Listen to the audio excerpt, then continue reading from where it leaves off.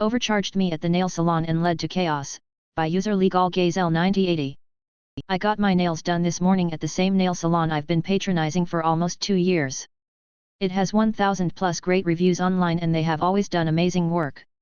They don't post their prices anywhere, but I've always paid $40 to $50. However, it hasn't been consistent, as in sometimes I would be asked to pay $50 and other times later $40.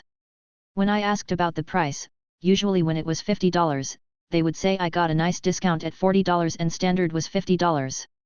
The $10 never bothered me, so I never made a fuss about it and kinda chalked it up to more inexperienced front desk workers not tracking well to the established price. I also have gotten into the habit of asking the price before they start, but forgot to ask this AM because I was just getting my normal nails.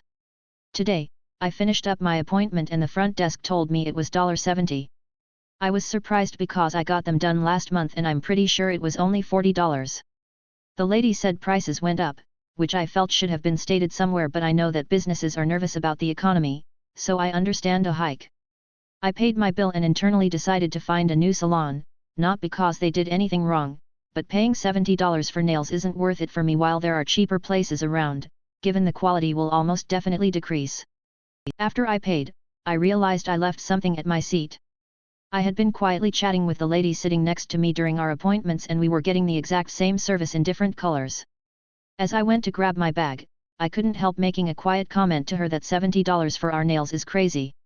Yes, this was a complaint, but also wanted to warn her about what to expect. She immediately got agitated and asked her nail tech how it could be this much, because she had never paid more than $30 for the service. She looked like she was going to cry and said she didn't have $70 for the service today. Her nail tech quickly tried to do damage control and said that since she was such a loyal customer, her price would be $30. This didn't really calm her down though. She asked how long I'd been going there and I said 2 years and she said she'd been coming for less than a year. At this point, other customers at the busy salon started paying attention to what was going on, and a few, 7 to 8, other people started sharing what they paid for their nails and it ranged from $30 to $70. At that point, I had my bag and no reason to stay, but as I left almost the whole salon was getting heated with everyone realizing that they actually don't have a set price for their services and just charge as much as they can get out of you. I will definitely be leaving a review and something tells me that the others there will as well. Smiley face, you should smile more, by user Lilia Quinn. I was out running errands, lost in thought, just trying to get through the day. As I walked past a man, he looked at me and said, "You should smile more, it would look much better on you," with a stupid smile on his face like he was giving me genuine advice.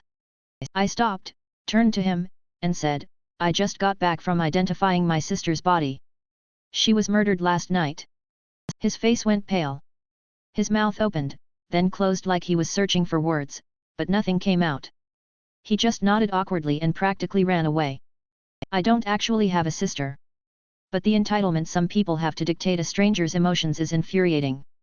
You have no idea what someone is dealing with, and assuming they owe you a smile is just ignorant and selfish. Maybe next time, he'll think twice before telling someone how they should feel.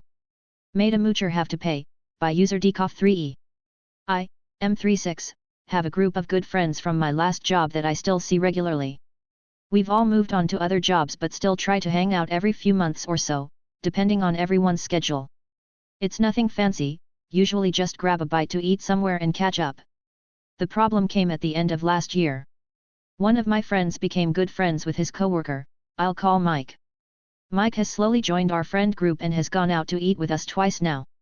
Now Mike is a great guy by all accounts except he has expensive tastes and tries the let's split the bill evenly even if he's ordered more than anyone else. First time it happened, whatever, it wasn't too bad.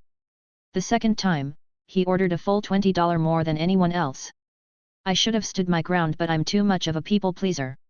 It's something I'm working on. Well, I recently got a raise at work and wanted to celebrate with my friends. I suggested we go to a steakhouse for lunch, that way people could order off the lunch menu without spending too much. As soon as I mentioned it, Mike loved the idea. What a shocker, right? I've been seeing a bunch of posts lately about this sort of thing and the overwhelming comment is tell the server ahead of time that we'll be splitting the bill. So that is exactly what I did. We went out for lunch and everybody ordered reasonable lunch dishes, except Mike. He got the steak and lobster. Since I was on the other corner of the table, I got to order last. Before I ordered, I asked everyone at the table if they were okay ordering separately. I wanted to splurge since I was celebrating and didn't want to make everyone else pay for it. Everyone was on board with it except for one person.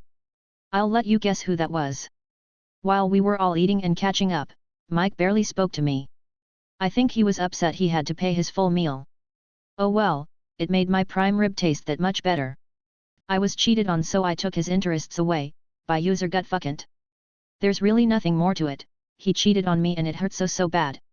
I've never been cheated on, and I never thought about what I'd do if I was, but I knew then after I kicked him out that I still had his computer.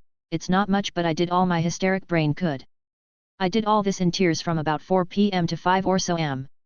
Starting off strong, I deleted all his Minecraft worlds, some years old. I deleted all his Pokemon on PG, one by one, there were hundreds, then just to be sure I permanently deleted his account, got on his email and verified to deletion. Sent an email to himself replying to the deletion with the header, "This will feel almost as bad as getting cheated on." One by one, again. I deleted all this Spotify songs and playlists. I kept all his Pokemon cards.